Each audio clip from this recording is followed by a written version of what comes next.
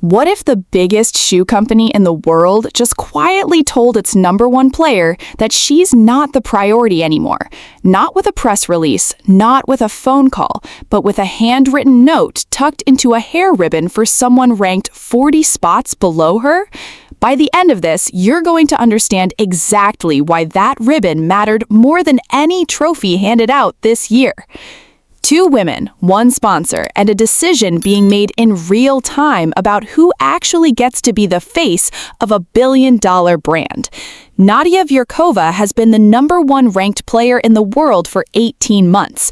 She plays under a neutral flag because of a political situation completely outside her control, which means she can't sell a country to anyone. She can only sell herself. Marisol Enriquez is 22, ranked 29th, and until 8 months ago, most casual fans outside her home country had never said her name out loud. These 2 women share exactly one thing, the same shoe deal with a company we'll call Vera. And right now, Vera is choosing. Why does that matter to anyone who isn't a tennis fan? Because sponsorship money is the difference between a career that lasts and one that quietly ends at 30. Keep that in mind, because everything that follows is about to make that math very uncomfortable for one of these women. Picture the press conference. Vyerkova just won a semifinal in straight sets. She should be glowing, and instead a reporter asks her about her dress, the same cutout design she's worn at 3 tournaments in a row. Her answer isn't scripted. She half laughs, looks at the camera, and says something like, "Honestly, maybe we should all just start flooding Vera's Instagram comments until they realize we need better kits." She says it like a joke. It doesn't land like one, because here's the thing about the #1 player in the world publicly asking her fans to pressure her own sponsor. That's not a power move. That's a distress signal wearing a smile. And nobody in that room quite knew what to do with it, including her. So how did we get here? Rewind 18 months. Vyerkova signs an extension with Vera worth more than any women's tennis deal that year. Confetti, campaign shoot, the whole rollout.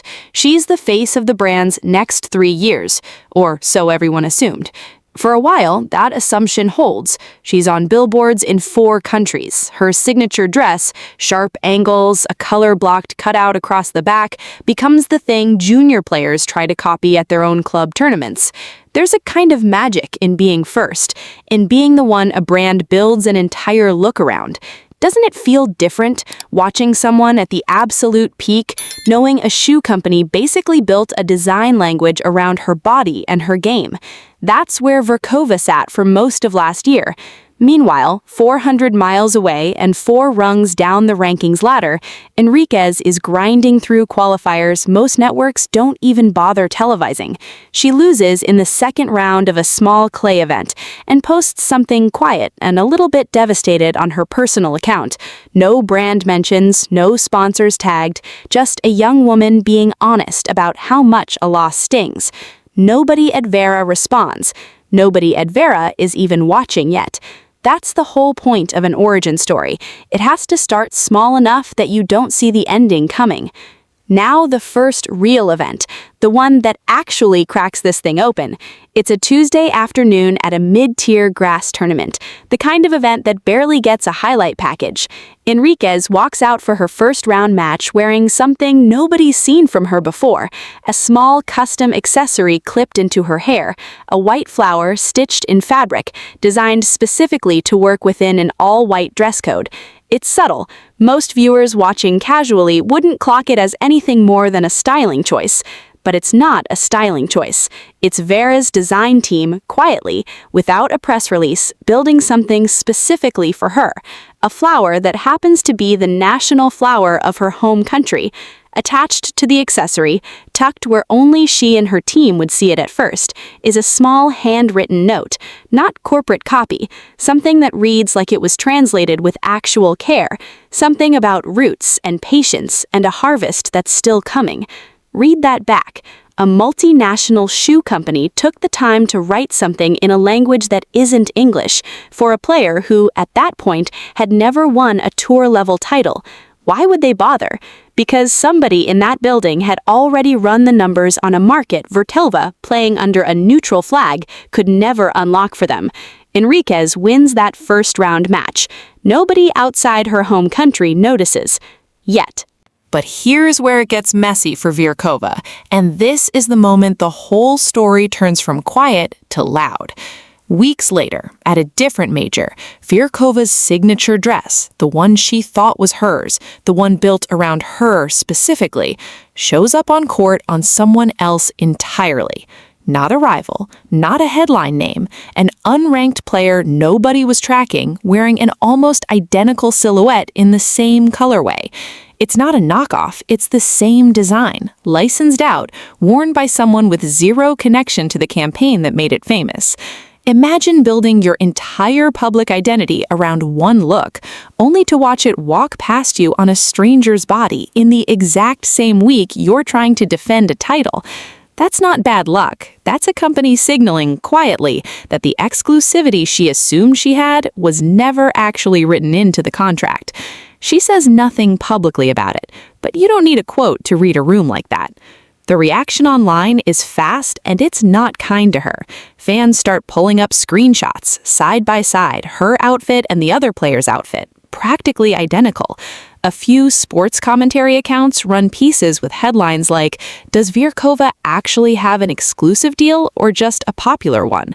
One widely shared post simply asks whether being ranked #1 still buys you anything if the brand can hand your look to literally anyone else wearing the same shoes.